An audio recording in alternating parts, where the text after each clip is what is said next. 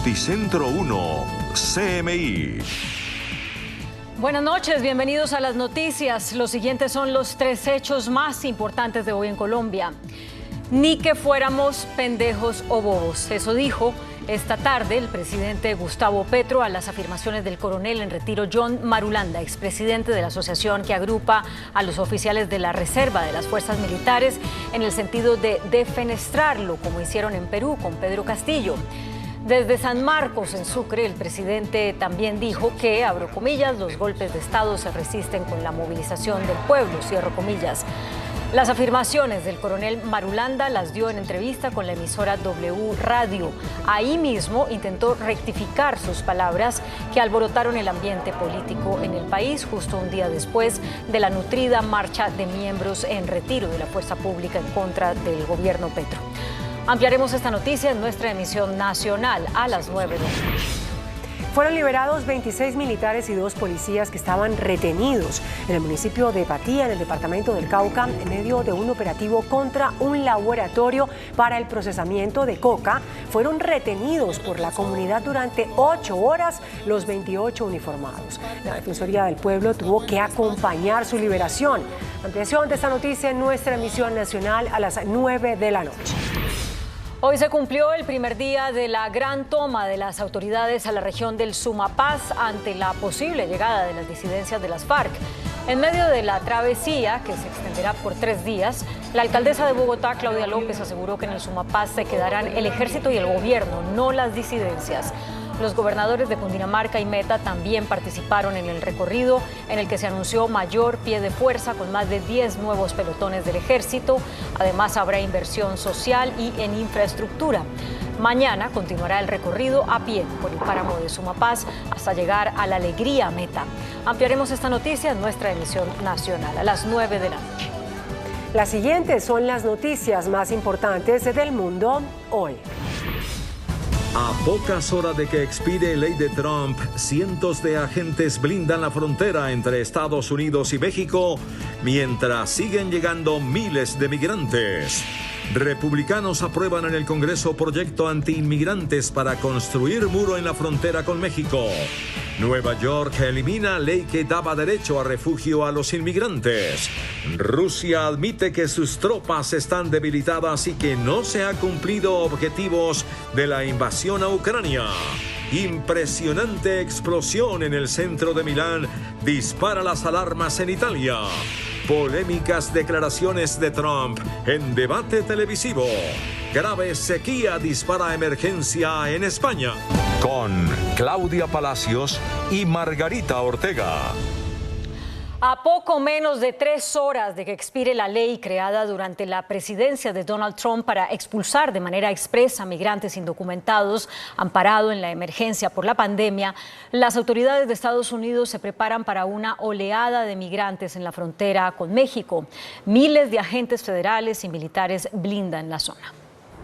A pocas horas de que el título 42 expire este jueves, Estados Unidos prepara una oleada de oficiales de asilo, tropas y agentes federales hacia la frontera sur, anticipando que la desaparición de la política de restricción fronteriza de la era Trump podría estimular una afluencia de migrantes aún mayor que la que el país ya ha visto en las últimas semanas. Alrededor de 1.000 agentes de asilo fueron enviados a la patrulla fronteriza y a los centros de detención de inmigrantes para ayudar a evaluar las solicitudes de asilo.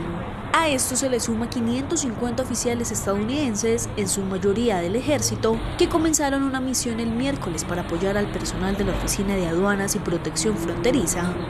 El título 42, una política de 2020 que, según los funcionarios, tenía como objetivo detener la propagación de COVID-19, les permitió a las autoridades estadounidenses devolver rápidamente a los migrantes encontrados en la frontera a sus países de origen o enviarlos de regreso a México, con algunas excepciones. Las autoridades fronterizas se apoyarán en cambio en un protocolo de hace décadas con algunos detalles nuevos. Ese protocolo, si bien podría tener consecuencias legales más graves para quienes cruzan ilegalmente, a menudo toma más tiempo que las expulsiones del título 42. Y los representantes republicanos aprobaron su ley migratoria en la Cámara justo cuando acaba el título 42. Con esta norma pretenden, entre otras cosas, la construcción de más muro en la frontera con México y endurecer el asilo.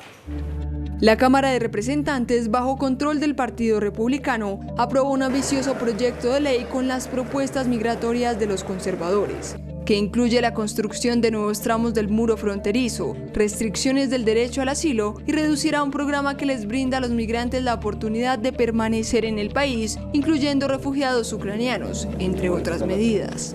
El proyecto fue aprobado con 219 votos a favor y 203 en contra. Los republicanos se unieron a todos los demócratas para oponerse a la medida. Este proyecto, impulsado justo cuando acaba el título 42 en la frontera y el gobierno de Joe Biden está poniendo en marcha nuevas medidas migratorias, casi no tiene posibilidad de salir adelante por la mayoría demócrata en el Senado y la amenaza del veto de la Casa Blanca. Los demócratas han descalificado la propuesta por ser, dicen, cruel y contra los migrantes. El título 42, la norma sanitaria usada durante la pandemia para rechazar migrantes de manera express, llega a su fin este jueves a las 11:59 de la noche. Ante la emergencia migratoria que enfrenta la ciudad de Nueva York, el alcalde Eric Adams suspendió el derecho al refugio. Ante el aumento del número de inmigrantes que han llegado a la ciudad de Nueva York en las últimas semanas, el alcalde Eric Adams emitió una orden ejecutiva para suspender algunas reglas para dar refugio a los recién llegados. Entre los principales cambios, establece que la ciudad no está obligada a proporcionarles alojamiento en menos de 12 horas tras su arribo. Además, se suspendió la obligación de que las familias con niños sean ubicadas en habitaciones privadas. La ciudad también suspendió las protecciones para las familias que han estado en hoteles de refugio de emergencia durante más de 30 días, que impedía desalojarlas sin una orden judicial. Según Adams, la ciudad está recibiendo un promedio de 500 personas al día desde el levantamiento del título 42. La medida se da luego del arribo de varios autobuses llenos de inmigrantes a Nueva York provenientes de Texas. Rusia admitió que sus tropas en Ucrania se encuentran en una situación difícil y que están lejos de alcanzar los objetivos del presidente Vladimir Putin. El portavoz de la presidencia rusa, Dmitry Peskov, reconoció que la invasión rusa en Ucrania es muy difícil y aún está lejos de haber conseguido todos los objetivos fijados por el presidente Vladimir Putin. Peskov recordó que el mandatario ruso dio la orden de garantizar la seguridad de los residentes del Donbass en primer lugar, algo que admitió solo se ha logrado en parte. El Kremlin justificó la lentitud con la que avanza Rusia en la guerra, con que se trata de una operación militar especial y no una guerra, y con el intento de salvar ciudades y vidas humanas. El portavoz también sostuvo, no obstante, que se han liberado importantes territorios en el Donbass, donde Rusia se anexionó en septiembre pasado las regiones ucranianas de Lugansk y Donetsk tras unos referéndums celebrados sin garantías y en medio de la guerra. Un hombre irrumpió en una planta de Mercedes-Benz en Alemania y mató a tiros a 2 personas. El tirador de 53 años abrió fuego en la sala de producción de la fábrica. Las víctimas son 2 hombres, ambos de 44 años, que murieron más tarde a consecuencia de las heridas. El personal de seguridad detuvo al sospechoso en la misma sala del ataque y lo entregó a la policía, que lo arrestó y este no opuso resistencia. El autor de los disparos es un empleado externo de una empresa de logística. Se investiga el móvil del ataque. Una explosión de una furgoneta cargada con tanques de oxígeno en el centro de Milán, Italia, provocó el incendio de varios vehículos y una gran nube de humo negro que obligó a evacuar un colegio. En el incendio resultó herido el conductor de la furgoneta por quemaduras en una mano después de que intentara apagar este incendio que se inició en el motor del vehículo. El fuego se propagó e hizo estallar las bombonas de oxígeno que transportaba la furgoneta y que estaban destinadas a un centro médico cercano. En una entrevista con la cadena CNN, el exmandatario estadounidense Donald Trump habló de la mujer que lo acusó de abuso sexual, Elizabeth Jean Carroll. También habló del asalto al Capitolio y de la guerra en Ucrania. Además, arremetió contra la entrevistadora, Caitlin Collins. Durante un foro en vivo del canal de televisión estadounidense CNN, que duró un poco más de 1 hora y que es la primera gran aparición televisiva desde que anunció su candidatura a las elecciones de 2024, el expresidente Donald Trump se negó una vez más a reconocer que perdió la contienda electoral de 2020, que dieron como vencedora a Joe Biden. Trump durante la entrevista insistió en que no conoce a Elizabeth Jane Carroll, la columnista que lo demandó civilmente por violación y difamación, caso en el que un jurado lo halló responsable por lo que tendrá que pagarle $5 millones por daños y perjuicios. Una de las afirmaciones más llamativas, sin duda, fue cuando el exmandatario Donald Trump dijo que si llega a la presidencia, acabaría con la guerra en Ucrania en 24 horas, logrando un acuerdo entre Volodymyr Zelensky y Vladimir Putin. La periodista Caitlin Collins lo presionó en distintos momentos, pero el más tenso se dio en el tema de los documentos clasificados que Trump se llevó de la Casa Blanca al finalizar su mandato. El magnate negó haber hecho algo malo a pesar de que ella le recordó que la ley lo prohíbe. En ese momento, Trump le dijo que era una persona desagradable. Durante el diálogo, el magnate también dijo que perdonaría a la mayoría de personas acusadas por el asalto al Capitolio y rechazó disculparse con su vicepresidente, Mike Pence, con quien se enfrentó porque este se negó a invalidar el resultado de las elecciones. La entrevista concluyó con una ovación de pie por parte del público para Trump y dejó en claro el tipo de candidato que será para 2024. España aprobó ayudas por sequía para agricultores y obras urgentes de abastecimiento de agua para combatir el calor extremo que vive el país. El gobierno de España aprobó más de 2.000 millones de euros en un esfuerzo por aliviar los efectos del empeoramiento de la sequía en ese país. El paquete incluye la construcción de nuevas plantas desalinizadoras. Crearon una nave con una especie de colador para bloquear la contaminación plástica que llega de los ríos al océano. No es un misterio que los océanos están llenos de basura y plásticos que acaban ahí tras su uso en tierra firme. De hecho, hay auténticos basureros en algunos lugares del globo, como en el Pacífico. The Ocean Cleanup es una organización holandesa sin fines de lucro que se creó con el propósito que su propio nombre indica: limpiar el océano con su nueva red que atrapa plásticos. Últimamente han decidido capturar residuos antes de que lleguen a aguas abiertas. Para ello pusieron filtros en las desembocaduras de algunos de los ríos más contaminados del planeta. Si bien han surgido inventos similares anteriormente, afirman que esta máquina es diferente, pues se puede producir en masa y transportar a cualquier río del mundo.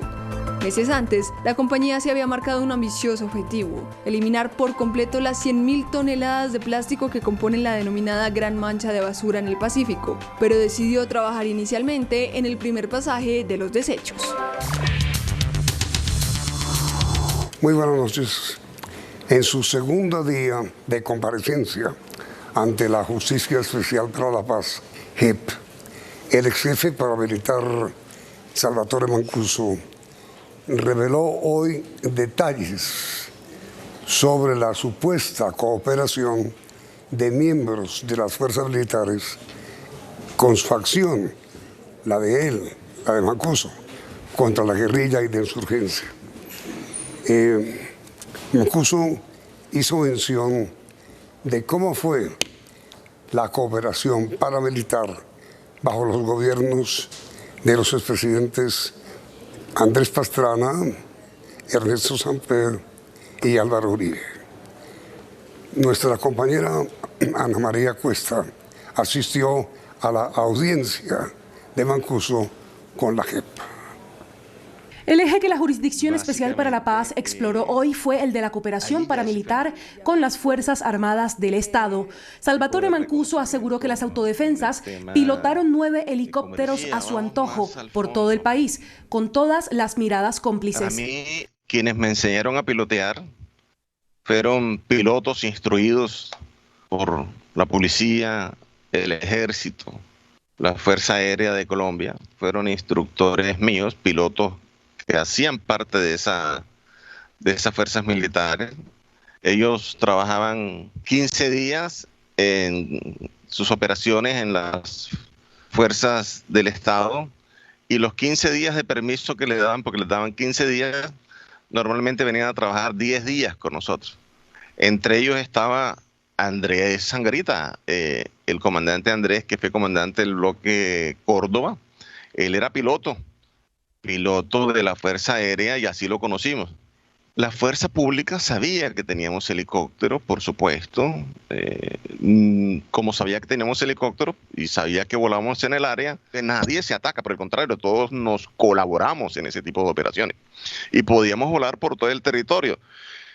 Entonces, de esa forma no solo operábamos en Córdoba, sino que, como lo dice el señor Ugeles ahí, pues atravesaba todos los departamentos de Colombia para ir desde Córdoba, que queda en el extremo occidental, hasta el Catatumbo, que queda en el extremo oriental de Colombia. Pues hay que atravesar media Colombia de un lado al otro. Yo quisiera saber entonces cuál era la participación de la Fuerza Aérea en la planeación. No reportaban ellos a la fuerza pública, y dos, si reportaban, automáticamente llamaban a averiguar, y uno se pasaba una frecuencia interna y se identificaba que era un helicóptero que iba pilotado por algún miembro de la fuerza pública. Y en algunos casos pues, se tenía que informar que éramos nosotros. El excomandante habló de la complacencia militar en la masacre del Salado, en los Montes de María, en la que 450 de sus hombres asesinaron a 60 personas en febrero del año 2000. Cuando recibían el reporte, como por ejemplo en la operación del Salado, que a mí me toca hablar desde el helicóptero que voy pilotando, que era un Bell 407 azul, yo hablo con el capitán que va al mando de la aeronave de combate y le digo que somos autodefensa, que estamos en la misma lucha. Y él dice, ya van a despegar 2 helicópteros que vienen de, no me acuerdo si era de Cartagena o Barranquilla. Me voy porque me estoy quedando sin combustible, y no me derriba. Él tenía la posibilidad de derribarme si quería, pero no me derriba porque le explico quiénes somos y qué estamos haciendo, y se va. El ex jefe de las autodefensas también se refirió a las desapariciones forzadas. Sus hombres comenzaron a desaparecer cadáveres para no llamar la atención del país. El comandante Castaño recibe este pedido que por favor, que eran tantas las víctimas que se estaban produciendo en el transcurso del conflicto, en las confrontaciones, en las operaciones de autodefensa, que eso estaba llamando mucho y poderosamente la atención de las organizaciones de derechos humanos a nivel nacional e internacional, que había demasiadas presiones de estas organizaciones, lo cual cumplió, entre otras cosas, valga decirlo, un papel fundamental para controlar, por lo menos en cierta medida, que estas prácticas no se exacerbaran más allá de donde se exacerbaron, porque iban creciendo de manera exponencial, como usted lo dijo en el día de ayer, su señoría, ustedes lo dijeron. En ese proceso, cuando se nos pide que no dejemos víctimas, que si bien sigamos con la lucha contra la guerrilla, que no dejáramos las víctimas en estas diferentes jurisdicciones de ellos, que por favor desapareciéramos a las víctimas. Producto de estas presiones, el comandante Carlos Castaño nos ordena a todos los comandantes que había que desaparecer a las personas, la mayor cantidad que pudiésemos, de los que se asesinaban por parte de las autodefensas, los que se daban de baja. Así que Jorge Iván, por ejemplo, tropas nuestras bajo nuestro mando, decide construir en la zona del Catatumbo, utilizar unos hornos que habían para quemar ladrillos y convertirlos en una desafortunada máquina de incinerar personas. Y no solo usaron hornos crematorios, Mancuso aseguró que comenzaron a arrojar restos a Venezuela.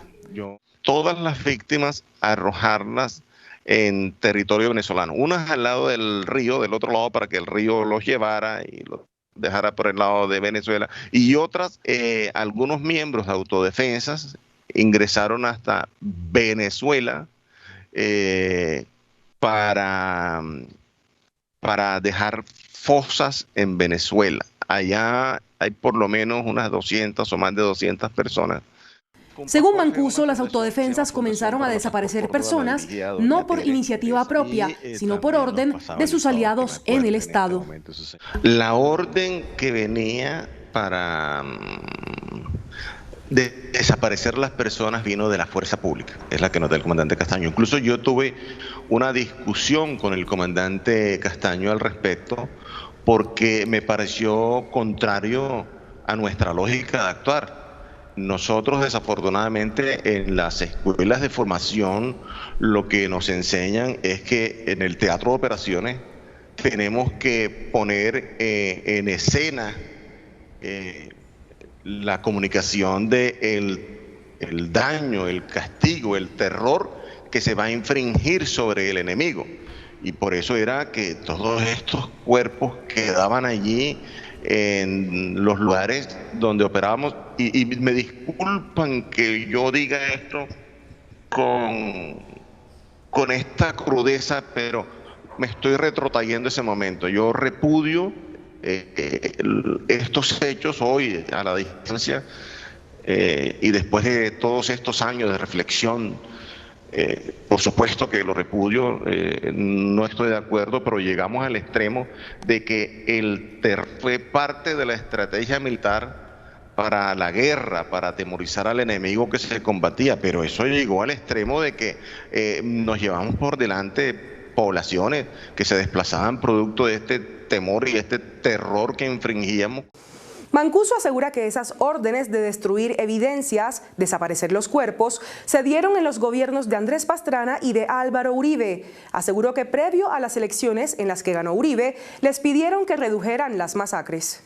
Estaban en juego relaciones binacionales. ¿Conoce usted qué papel jugó el Ministerio de Defensa? Ha habido una reunión de altos mandos militares de los que comandan ejército, policía. Hay preocupación por las presiones que está recibiendo el gobierno nacional, por la cantidad de muertos que están dejando. O sea que viene gobierno en cabeza de fuerzas militares y de policía, porque es lo que dice el comandante Castaño. Esto es año 2000, estamos hablando gobierno Uribe y los comandantes militares y de policía del año 2000, 2001. Y en este orden de ideas me pide que le transmita esa orden a los comandantes bajo mi mando. Yo sirvo en este momento de engranaje. Todas las fuerzas militares sabían, porque todas hacían presiones sobre nuestros hombres en el terreno, y especialmente esas presiones se hacen mucho más fuertes cuando se hace la transición de Pastrana a Uribe, que empieza en el 2002. Cuando se hace esa transición, las presiones son fuertísimas, que no se, antes incluso de las elecciones de Uribe, porque se nos pide que no se hicieran masacres, que los objetivos debían ser menos de 3 para que no se considerara la acción como masacre, para que tampoco afectáramos en los ascensos a los oficiales que estaban en el área, porque nos decían que si le dejábamos muchos muertos o cometíamos muchas masacres en su área, esto afectaría sus ascensos y tendrían anotaciones en su hoja de vida. También hubo comentarios como estos, y también llegaban reportes con la situación de, hombre, sigan con la guerra, avancemos con la guerra. El excomandante paramilitar también se refirió al gobierno de Ernesto Samper. Aseguró que en ese gobierno se gestó una falsa desmovilización del Ejército Popular de Liberación EPL con un rol activo de Horacio Serpa. Se le pidió hablar con Horacio Serpa. Fuimos a hablar con Horacio Serpa, que era ministro de gobierno de Samper, a quien Castaño había conocido a través de Rolando Henao, que era un narcotraficante, que fueron los que apoyaron en la elección de Serpa para presidencia con recursos del narcotráfico. Y entonces en esta operación Serpa designó a Carlos Rangel, secretario general del ministerio, para que participara en esta desmovilización del EPL, porque el EPL se vino por parte. En Cedro Cocido se da esta desmovilización con unos visos de legalidad, pero lo que realmente se hizo, su señoría, es pasar las guerrillas del EPL a las fuerzas de las autodefensas. De hecho, 2 meses después, Otoniel va al mando de las tropas que mandamos y llegan a Maperipán. El comandante Castaño habló con Serpa directamente, o sea, desde el gobierno de Serpa era Samper, sabían que esto era una operación de autodefensa que estaba involucrada en este tema de desmovilización. Y ahora continúa la audiencia del ex jefe paramilitar Salvatore Mancuso, hoy ante la Justicia Especial para la Paz, JEP. Salvatore Mancuso salpicó al exministro del Interior y de Justicia, Carlos Holguín Sardi. Aseguró que le pidió la conformación de una autodefensa. Lo mismo dijo del exministro Sabas Pretel de la Vega en la sesión de ayer. Carlos Holguín Sardi, cuando fue a pedir, quien fue ministro del Interior y Justicia, del Interior, no me acuerdo muy bien, fue a pedir información, fue a solicitar que se creara el bloque de autodefensas en el Valle del Cauca con unos empresarios. Eso fue como para el 96, 97 aproximadamente, donde el señor Holguín Sardi fue a una hacienda se llama 53 Cocosolo, ya la nombré, que normalmente utilizaba Carlos Castaño para recibir personas que venían a reunirse con él como lugar de visita. Vino acompañado de don Rodrigo García Caicedo, del Partido Conservador, igual que Carlos Holguín, conservador. También habló de otras alianzas políticas. Todas las personas ricas del Cesar, en su gran mayoría en la casa de los Génicos, creo que era Lucas Génico, donde se hizo la reunión, no me acuerdo con exactitud. Jorge Génico fue el que la propició. E incluso la casa donde teníamos el centro de operaciones, donde yo llegaba y me quedaba a dormir, nos las prestó, nos las facilitó Jorge Génico, que quedaba en el mejor barrio que tiene el Valledupar, que se llama Novalito. Ahí teníamos la base de operaciones, de ahí salían los urbanos nuestros a ejecutar diferentes acciones sobre las poblaciones del departamento del Cesar. Allí se les pidió a ellos, antes de esas reuniones, yo me conocí con Jorge Génico en una visita que le hizo al comandante Castaño solicitándole la creación de autodefensas en la zona del Cesar. El excomandante también relató un episodio sobre una petición internacional para derrocar al entonces presidente venezolano Hugo Chávez Frías. En algún momento vinieron un general venezolano acompañado de su hijo y unos políticos venezolanos, yo no recuerdo los nombres, pero debo reconstruirlo, a proponernos a Carlos Castaño y a mí. Incluso Jorge Iván Laverde los acompañó en el helicóptero que vinieron, o fue Armando Alberto, no me acuerdo, creo que fue Armando Alberto, ¿te acuerdas que los acompañó en el helicóptero, que vinieran hasta la zona de Córdoba, de Tierra Alta, donde estábamos, a reunirse con nosotros y a proponernos que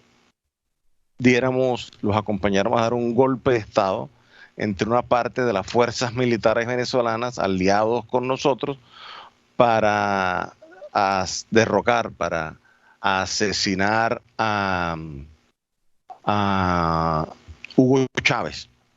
Esa propuesta vino de parte del generalato y de las fuerzas militares venezolanas y de políticos. Pero nosotros no quisimos asumir semejante responsabilidad. Incluso Carlos en ese momento hasta se les enojó con la situación un poco.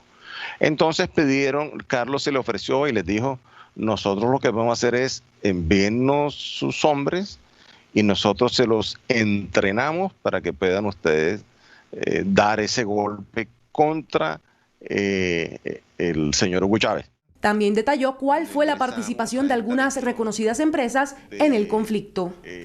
Ecopetrol permitía que nosotros extrajéramos del oleoducto combustible y no suspendían el bombeo de combustible porque ellos tenían unos monitores que inmediatamente detectaban la fluctuación de presión de la tubería y les informaba eso, que era lo que nos explicaban ellos, que estaban extrayendo de manera ilegal el combustible y automáticamente cerraban el bombeo. Se pactó que Bavaria entregaría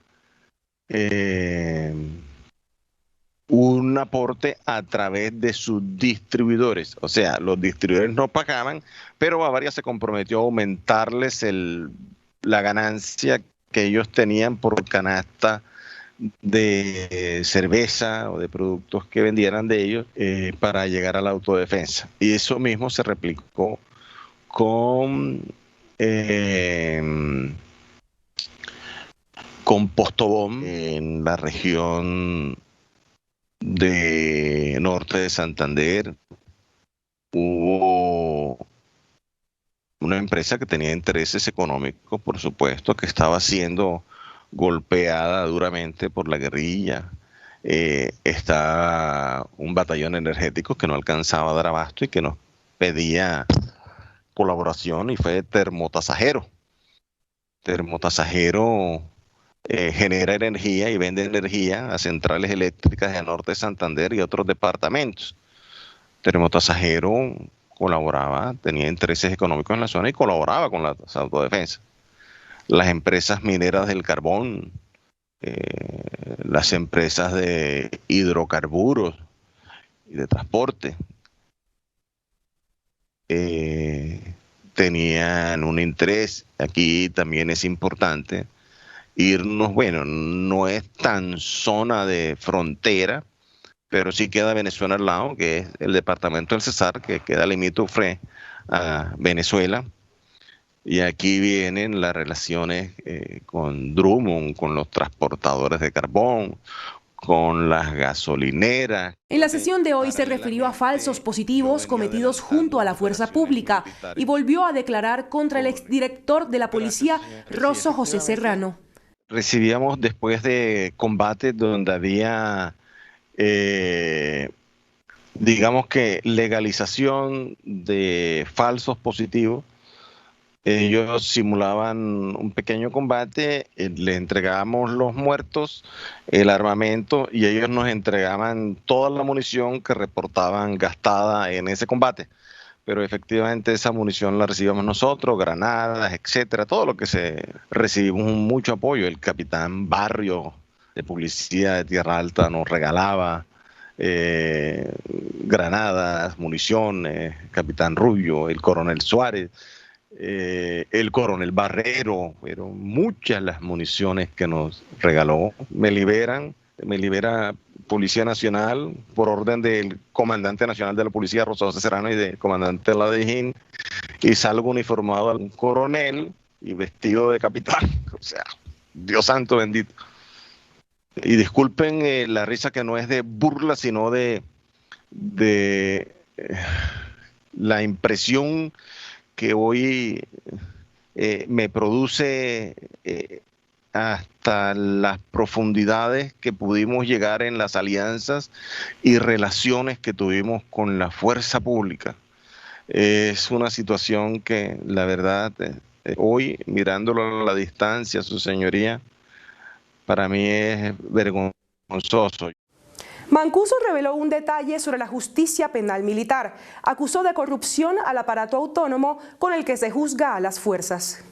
La justicia penal militar, por supuesto, encubría todas estas operaciones que se hacían con las autodefensas, denuncias que llegaban de las personas y poblaciones afectadas o de organizaciones de derechos humanos. Esto es muy importante. Y bueno, lo toco al final, cuando usted me permita la palabra, el tema de estas organizaciones de derechos humanos.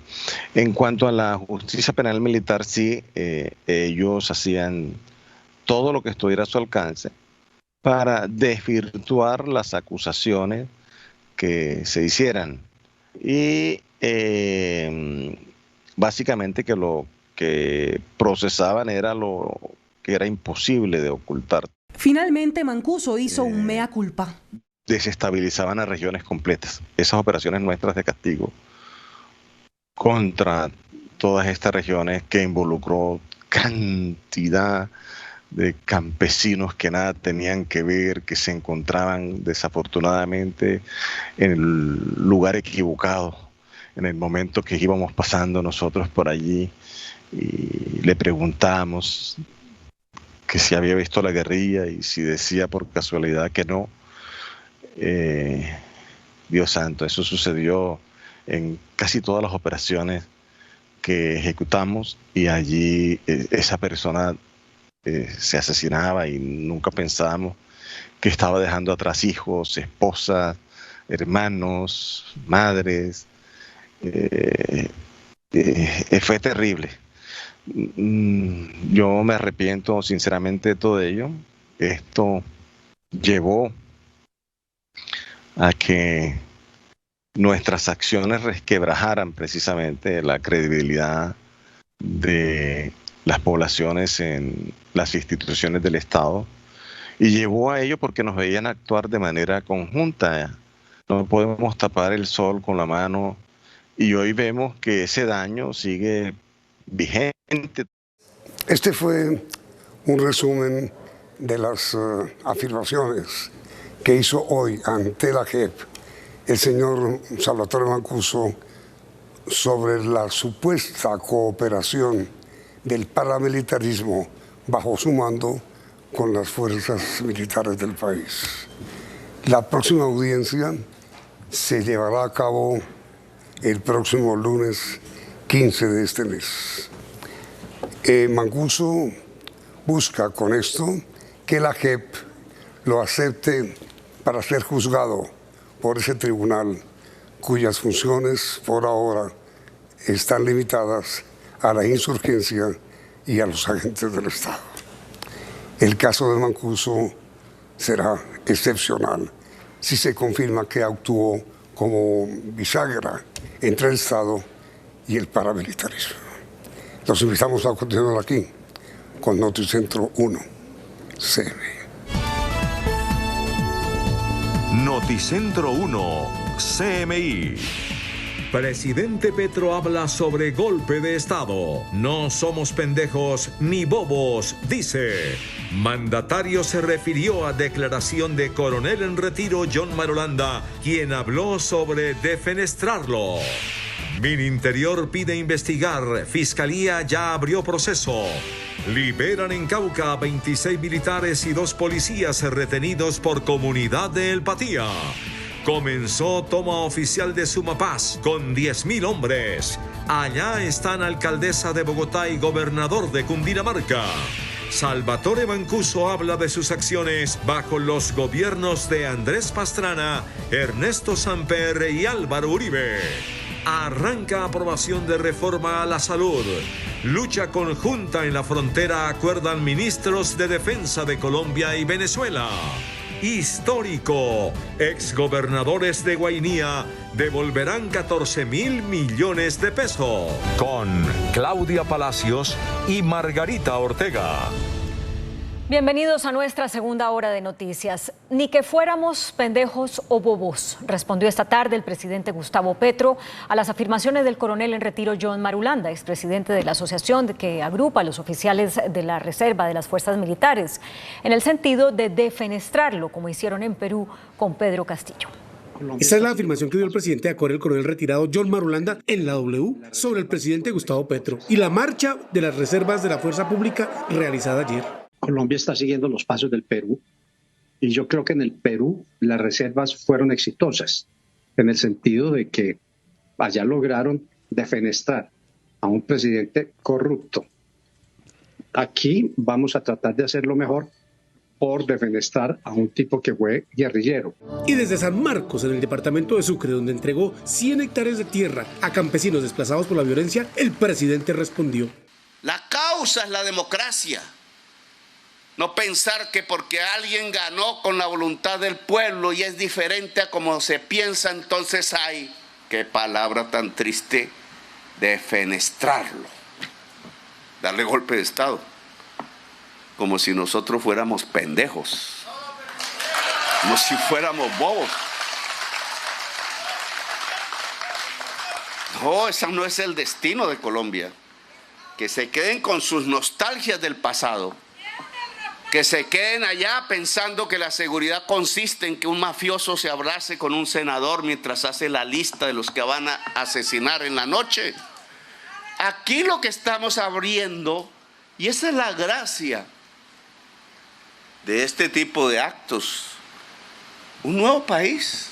Ante cientos de víctimas del paramilitarismo, el presidente también se refirió a las afirmaciones y revelaciones que ha hecho Salvatore Mancuso, excomandante de las AUCE, ante la Justicia Especial para la Paz, JEP. Salvatore Mancuso era el que manejaba el helicóptero en la masacre del Aro, al lado de un helicóptero de la gobernación de Antioquia en ese momento. Fueron a matar 48 campesinos porque a un paramilitar le habían robado 48 reses. Cada res, les parecía a ellos, valía una vida humana. El presidente Gustavo Petro manifestó que lo que busca su gobierno es romper los vínculos entre la política y las mafias. El ministro del Interior, Luis Fernando Velasco, dijo que las declaraciones del coronel Marulanda son una irresponsabilidad de marca mayor y llamó a la Fiscalía a actuar frente a los hechos. El ministro del Interior dijo que Colombia es un país que defiende los espacios democráticos e hizo un llamado a la Fiscalía. A mí me parece una falta de madurez democrática, me parece un acto que puede rayar en un delito lo que ha hecho ese señor coronel. Señor coronel, respete a los colombianos. Los colombianos entienden que se gana el ejercicio del poder a través del debate democrático y no a través de la fuerza ni la defenestración. Señores de la Fiscalía, las pruebas están. Yo espero que ustedes actúen. El jefe de la cartera política dijo que las declaraciones del coronel en retiro John Marulanda son una irresponsabilidad de marca mayor. La Fiscalía investiga las declaraciones del oficial retirado por una posible insinuación de golpe de Estado contra el presidente Gustavo Petro. En un comunicado, la Fiscalía dio a conocer que la Unidad de Derechos Humanos investigará formalmente las declaraciones dadas por militares retirados en las que hablan de, abro comillas, defenestrar al presidente Petro. El ente acusador además rechaza cualquier intento para atentar contra las instituciones. La Fiscalía General de la Nación rechaza cualquier intento por menoscabar las instituciones democráticas y a sus representantes.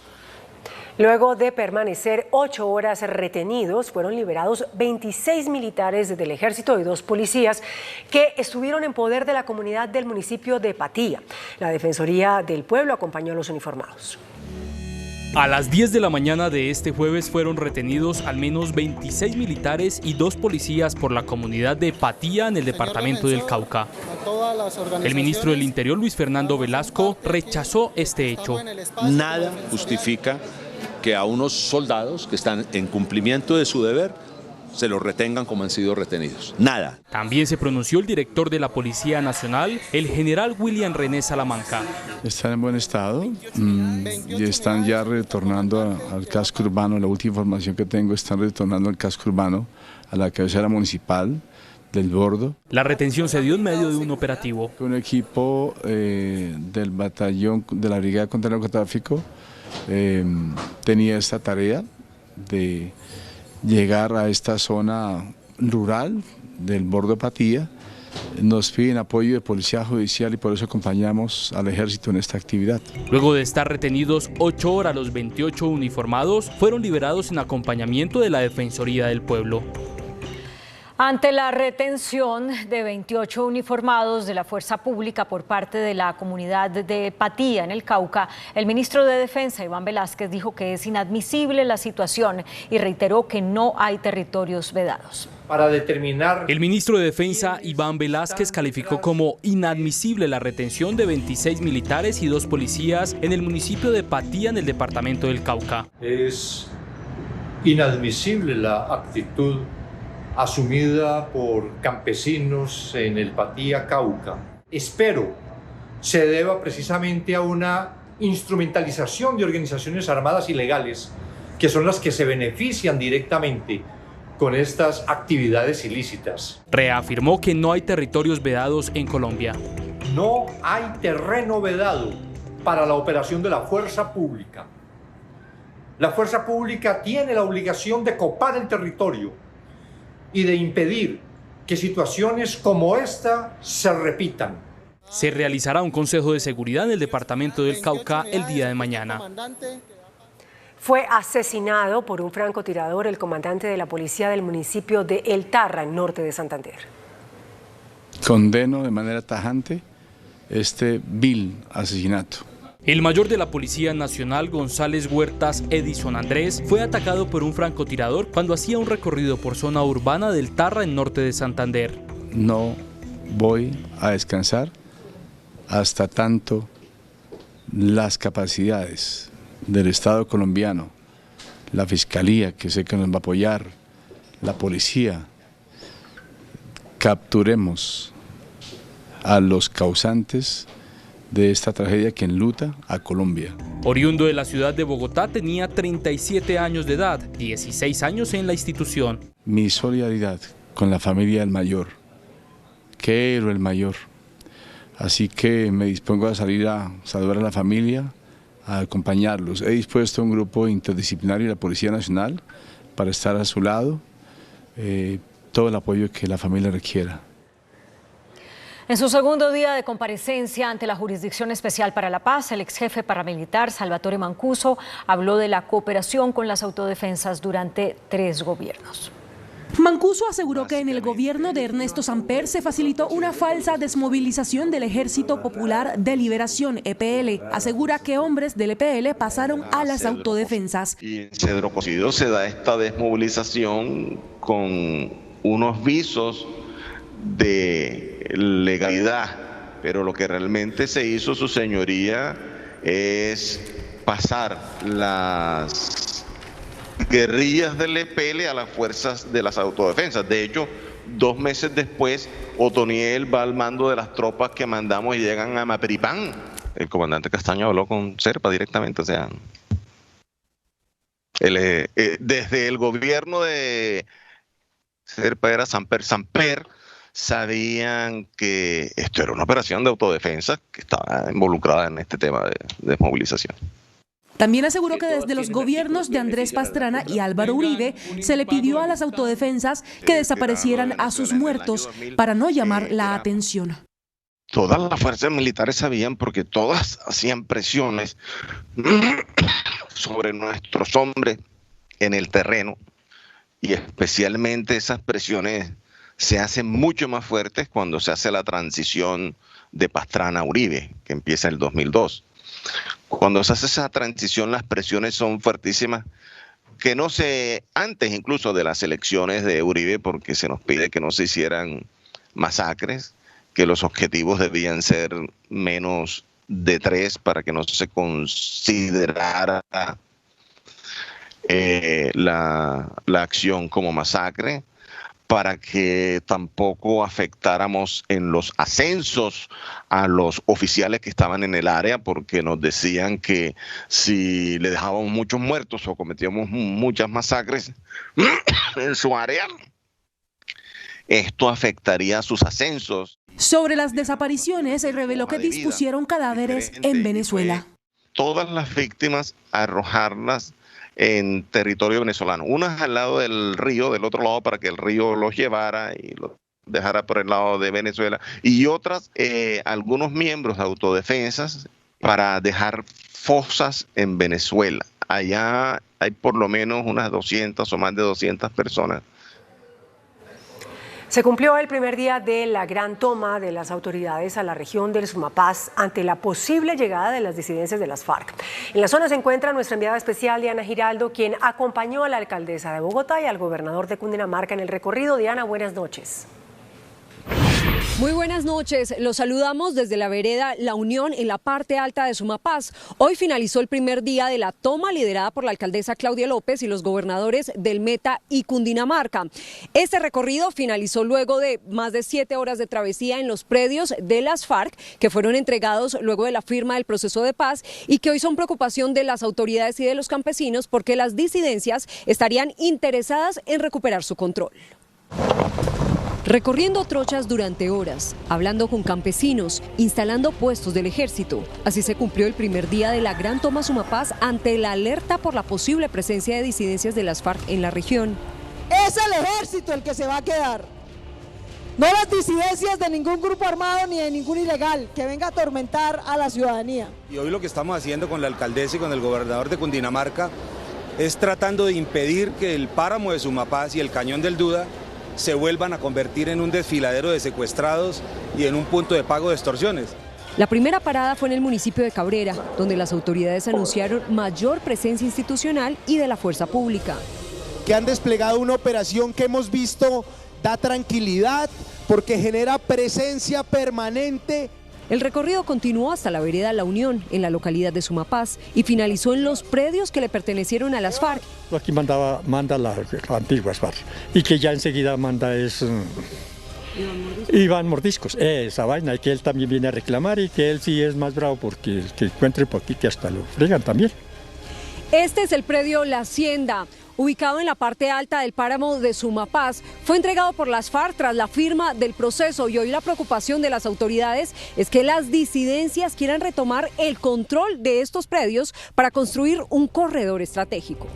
Puede ser que las disidencias pretendan, como en el pasado, unir trochas cruzando varias fincas o varios terrenos para armar un corredor de ingreso hacia la localidad.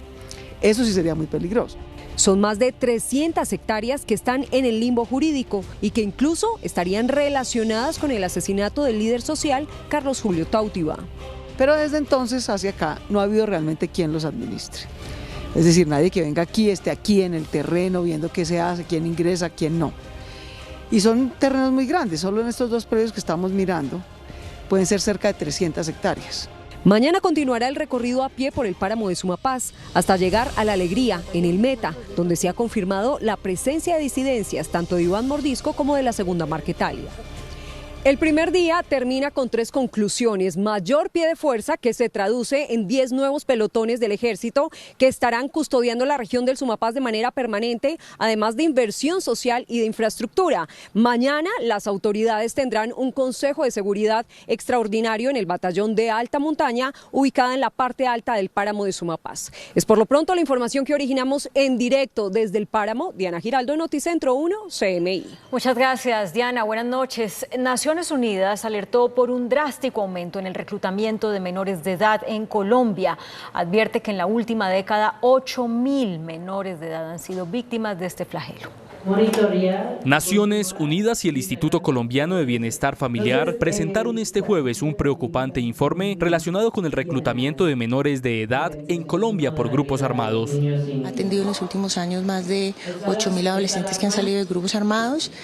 Y sin embargo, digamos, no conocemos el número exacto porque constantemente es una práctica que los grupos armados repiten y no hay un registro, digamos, actualizado, pero sí sabemos cuánto han llegado a ese programa de atención especializados que supera el número de los 8.000. UNICEF alerta por la situación dramática en algunas regiones del país. Antioquia, Chocó, Meta, Arauca, Caquetá, Nariño y otros más que en los últimos años han registrado un aumento en los casos de reclutamiento. Según el ICBF, este flagelo aumentó en los últimos años por la no implementación de los acuerdos de paz. Hay un vacío en ese cumplimiento en los 4 años anteriores, porque no se hizo una acción territorial intencionada, fuerte, en las zonas de mayor reclutamiento forzado. Niñas, niños y adolescentes de comunidades étnicas, población indígena y población afrocolombiana, los más reclutados.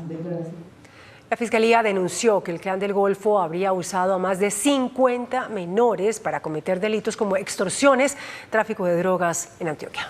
15 integrantes del Clan del Golfo fueron detenidos por protagonizar hechos de violencia en Antioquia como el paro armado de 2022. Los tentáculos del grupo narcotraficante se extendieron hasta el uso de menores para cobrar extorsiones a comerciantes.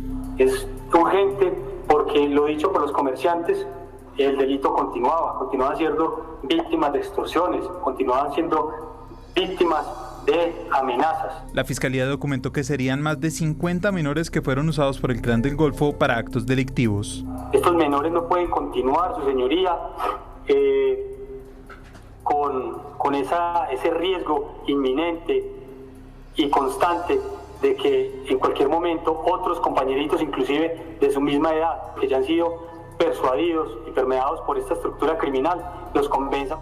Entre los detenidos también está una concejal de Vegachí, Antioquia, quien le habría entregado información privilegiada al Clan del Golfo. Hoy la Comisión Séptima de la Cámara comenzó el trámite de la reforma a la salud. Se aprobaron 3 artículos, entre ellos uno que permite a la Supersalud dar celeridad a la atención de pacientes.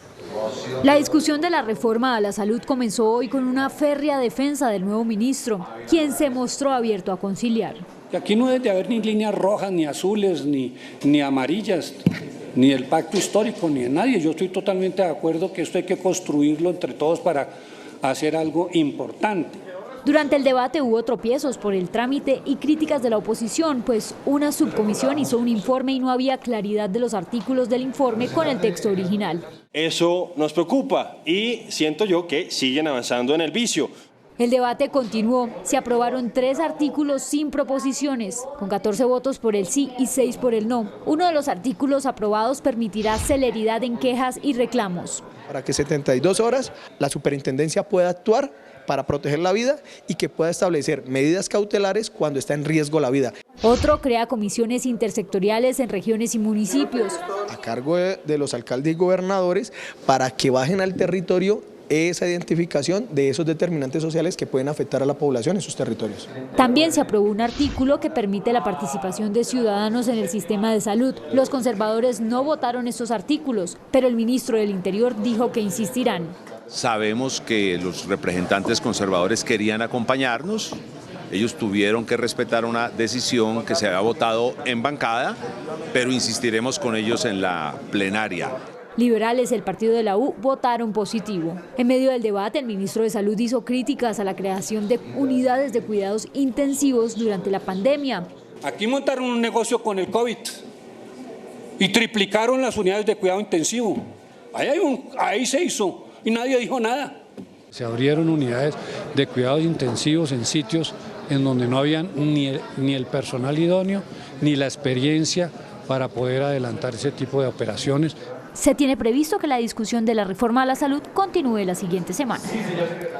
El ministro de la Defensa, Iván Velásquez, se reunió en Caracas con su homólogo de Venezuela, Vladimir Padrino. Sostuvo un encuentro privado con el presidente Nicolás Maduro. Con honores fue recibido en Venezuela el ministro de Defensa de Colombia, Iván Velásquez. Se reunió con el presidente Nicolás Maduro. También sostuvo una reunión con su homólogo Vladimir Padrino, con quien tomó medidas. El liberar de terroristas, de grupos armados en todo el territorio nacional, sean de donde sea, vengan de donde vengan, llámese como se llamen. Ningún grupo tiene la moral ni tiene la autorización para permanecer en espacio soberano venezolano y va a ser combatido con toda la fuerza. Anunciaron el intercambio de información de inteligencia para dar con cabecillas que se escondan en alguno de los dos países. Diferentes actores de la rama judicial cuestionaron la decisión de la Corte Constitucional que obliga a la presencialidad en los juicios de carácter penal.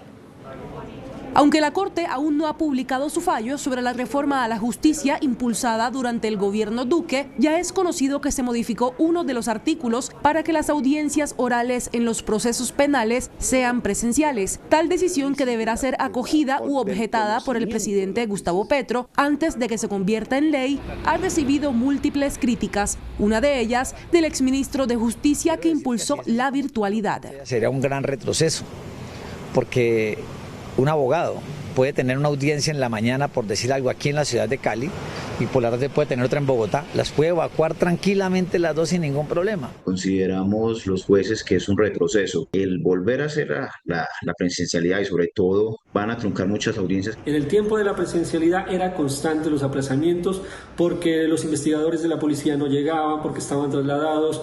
Eso mejoró mucho con la virtualidad. La Corte Suprema de Justicia aprobó el preacuerdo por corrupción con la mayor suma de dinero de la historia. Se trata de una negociación entre la Fiscalía y los exgobernadores del Guainía, Óscar Rodríguez y Javier Zapata, quienes se comprometieron a reintegrar 14.000 millones de pesos para recibir una rebaja de pena en un proceso por irregularidades en la contratación. En el municipio de Sucre, esto es en el sur del departamento del Cauca, fue asesinado el concejal Gildardo Hoyos. Según las autoridades, hombres armados llegaron hasta su finca y lo asesinaron. Gildardo Hoyos fue alcalde de la población en 2008 y candidato a la alcaldía en las elecciones del año 2019. Actualmente lideraba un movimiento ciudadano con el fin de poder llegar nuevamente a ese cargo en el municipio de Sucre. Se registraron protestas en el peaje Papiros en el municipio de Puerto Colombia luego de que el gobierno anunciara que se cobrará nuevamente una tarifa para carros de categoría 1 y 2. Cuestionan el anuncio del nuevo ministro de Transporte, William Camargo, de volver a cobrar un peaje diferencial, pues va en contra de lo pactado a nombre del gobierno a finales de marzo con el hoy exministro Guillermo Reyes, quien había acordado omitir el cobro para estas categorías.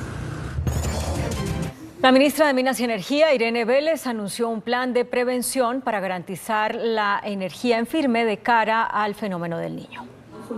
Ante la posibilidad de la llegada de una sequía en el país al cierre del año, el gobierno inició un plan de acción y prevención para evaluar las actuales condiciones del sector energético. El fenómeno del Niño, que afecta el nivel de los embalses para la generación de energía, obliga a prender las térmicas para cubrir la demanda de energía en el territorio nacional.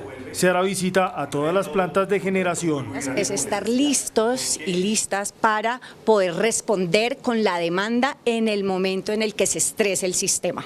Es decir, nosotros ese seguro lo hemos venido pagando mensualmente para que en el momento en el que se requiera la energía en firme esté disponible. En materia de tarifas, la ministra Vélez señaló que se podrá revivir el precio de escasez o precio techo, herramienta que evita alzas desproporcionadas a los usuarios. Se pone un precio techo que se llama el precio de escasez y ese precio techo es lo máximo en lo cual se transa. La diferencia es entre ese precio de escasez y el precio real de la generación, dado el estrés que surge, digamos, a partir del fenómeno climático, eso es lo que se cubre con cargo por confiabilidad. La funcionaria también anunció una revisión a las inversiones del sector eléctrico para determinar el buen uso de los recursos provenientes del cargo por confiabilidad, que puede sumar 500.000 millones de pesos mensuales. Es una medida regulatoria, pero que hemos venido pagando durante años, funcione efectivamente. La Superintendencia de Servicios Públicos se encargará de ejercer control en el funcionamiento de las plantas de generación. Una mesa técnica entre el Gobierno Nacional y las empresas del sector energético comenzará a trabajar para trazar la ruta de la transición hacia energías limpias, anunció hoy el presidente Gustavo Petro. La mesa técnica propuesta por el presidente Gustavo Petro comenzará a trabajar en dos temas específicos: transición energética y prevención de la sequía que se avecina por el fenómeno de El Niño. Los tiempos del cambio climático hacen que los gobiernos sean permanentemente gobiernos de emergencia. Ya lo hemos visto, aquí lo hablan los alcaldes, y el pasado gobierno me tocó el COVID. Sí, COVID, y después el invierno, y después la crisis económica, y después el hambre, y ahora ya estamos pensando en El Niño. Son gobiernos de emergencia. El presidente Gustavo Petro también cuestionó a las entidades del Estado que tienen que ver con el licenciamiento ambiental. Frenar hoy un proyecto de energías limpias por razones ambientales es un exabrupto. Es un exabrupto. Frenar y decir, no, es que entonces tienen que volver a presentar la licencia, está matando la humanidad ya. El mandatario manifestó que el fenómeno del Niño puede ser uno de los más fuertes que haya vivido Colombia en los últimos años. La presidenta de la Asociación Colombiana de Generadores de Energía Eléctrica, Natalia Gutiérrez, afirmó que la transición del sector está en cuidados intensivos y pidió acciones del gobierno nacional. Durante el Congreso Anual de Energía de Acolgen se hizo un llamado al gobierno nacional para que destrabe los proyectos de energías renovables que están frenados por temas administrativos, bien sea consultas previas o licencias ambientales. Para el sector, la transición energética avanza a paso lento. Hay energía demorada por entrar. Estamos hablando de que son casi 2.500 o 3.000 megas que están atrapadas en diferentes partes del país por diferentes problemas. Para la dirigente se requiere de un pacto que saque adelante dichos proyectos. Todo esto, desafortunadamente, al final lo que hace es apretar nuestras reservas de energía y apretar el bolsillo de todos los colombianos, porque en la medida en que menos energía tenemos, pues esto afecta directamente los precios. El gobierno se comprometió a buscar vías de solución. El ministro de Hacienda, Ricardo Bonilla, anunció revisión al impacto fiscal de las reformas de salud y pensional. Según el jefe de la cartera de Hacienda, el equipo económico del gobierno hará una nueva revisión a los escenarios fiscales de las reformas de salud y de pensiones que cursan el Congreso. El análisis busca ser responsables con el cumplimiento de la regla fiscal y en materia de gasto. Hay que hacer una revisión a los escenarios de esas reformas, hay que hacerla toda, pero las reformas han venido cambiando tanto en el Congreso que uno no sabe ya a cuál hacerle el escenario. El ministro Bonilla se reunió con el Consejo Gremial Nacional, donde también se comprometió a buscar consensos en la construcción de las reformas en medio de las discusiones del Congreso. Fue una reunión franca, cordial, de apertura. Queremos construir país con ellos. Y la conclusión fue, el país es 80% privado, 20% público. Sin los dos, este país no avanza. Reiteró que la nueva contratación de proyectos exploratorios dependerá de la información en materia de reservas. La ANDI advirtió hoy sobre el impacto negativo que tendrá la reforma laboral en los nuevos emprendimientos. Con ejemplos, el presidente de la ANDI, Bruce McMaster, expuso un eventual panorama de los emprendedores y si aprueba la actual reforma laboral planteada por el gobierno, dijo que los emprendedores no estarían en igualdad de condiciones que los grandes empresarios en créditos y negociaciones. Así como está la reforma laboral hoy en día, el emprendimiento va a tener realmente un problema muy grande, y les voy a decir por qué. Si ustedes son un proveedor que quiere venderle a un gran banco, al banco que sea, al Bank of America, que no está aquí, pero al Bank of America, y ustedes quieren venderle una aplicación al Bank of America, lo que les está diciendo la reforma laboral es que usted no puede venderle al Bank of America si usted no ofrece las mismas condiciones laborales que el Bank of America le ofrece a sus trabajadores. Y concluyó diciendo que le preocupan todas las reformas y pidió inclusión en las discusiones. Gobierno y sectores adelantan medidas para contrarrestar la caída en la venta de vivienda nueva en el país. La venta de vivienda nueva cayó en más del 25% en el país, principalmente la de interés social, que cayó en un 58%. Sectores y gobierno trabajan mancomunadamente en medidas que contrarresten esta situación. Ahora con la nueva restitución de los subsidios de Mi Casa Ya, el nuevo sistema con el Sisbén, el Ministerio ha empezado a liberar varios subsidios que han hecho que se pueda vender un poco más. Esperamos que el primer trimestre sea el peor del año.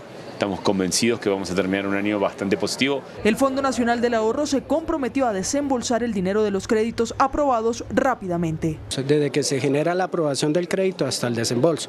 Actualmente el Fondo Nacional del Ahorro tiene un tiempo que estamos demorando 70 días y el objetivo y la directriz que tiene el presidente es que lleguemos a 60 días. El índice de capitalización de la bolsa, que mide el comportamiento de las 25 principales acciones, cerró a la baja. El índice selectivo MSCI Colcap de la Bolsa de Valores de Colombia bajó 1,44% a 1.143 puntos. La acción preferencial del Grupo Suramericana fue la que más subió, con una valorización de 1,93% a 11.620 pesos. La acción preferencial del Grupo Argos fue la que más bajó, con una pérdida de 5,45% a 5.200 pesos. La acción más negociada de la jornada fue la preferencial Bancolombia, al movilizar más de 35.000 millones de pesos, con una variación negativa de 0,11% a 27.800 pesos. El dólar cerró al alza. Indicadores económicos en Noticentro 1 CMI. La tasa representativa del mercado que regirá para mañana viernes será de 4.601 pesos con 15 centavos. Los profesionales del cambio compran la divisa en promedio en 4.350 pesos y la venden en 4.420 pesos. Un euro cuesta 5.019 pesos. La libra de café en Nueva York se cotizó a $1.85. El azúcar se transó en 26,9 centavos de dólar la libra. El barril de petróleo WTI se cotizó en $70.45. La referencia Brent para Colombia se cotizó en $75.41. Una acción de Ecopetrol cuesta 2.090 pesos.